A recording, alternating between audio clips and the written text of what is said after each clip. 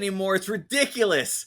This guy, Alex Jones, was found to be in violation of speaking his truth, basically. He even said in his view when he was talking about what he thought of Sandy Hook, he believed that it was a hoax, and there were certain pieces of evidence available that kind of showed that it seemed to be a hoax, with one of the fathers smiling, and then when he was told that he has to now make his speech, he becomes somber all of a sudden, and then there were photos of many of the children later on as if they were still alive, so who knows what's really going on, but he's allowed under the First Amendment to speak his mind and make his opinion known. And he said that he believes that it was a hoax in his view.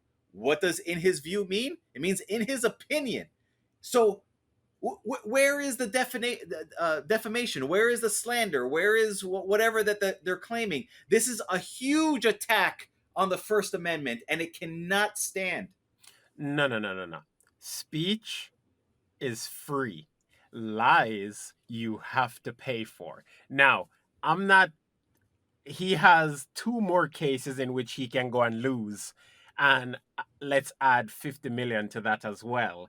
Now, I will say the only argument that I think should be made in his favor is watching Alex Jones for less than 5 minutes should tell you, and pretty much anyone in the world, that there is something going on mentally with him, right? So at the end of the day, I think he does have some form of mental illness. So I think that should have been kept or taken into consideration when determining the sentencing, not the sentencing, just the amount of defamation. Personally, if you have someone that's schizophrenic or crazy and he actually comes onto his show with a tinfoil hat and says things like aliens are beaming down and people are they're lizard people in skin suits.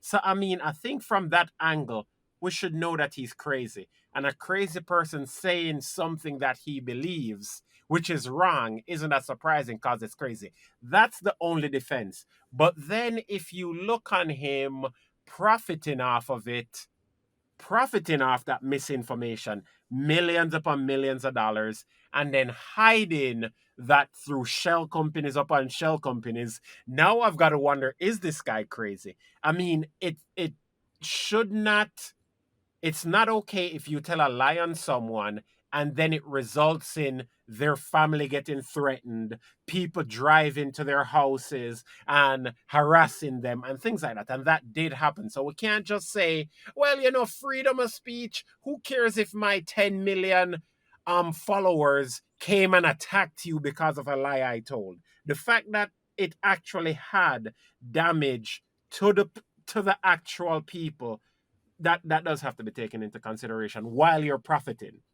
He's not crazy. He's not schizophrenic. He just has pent up frustration with the state of the world, especially the American government.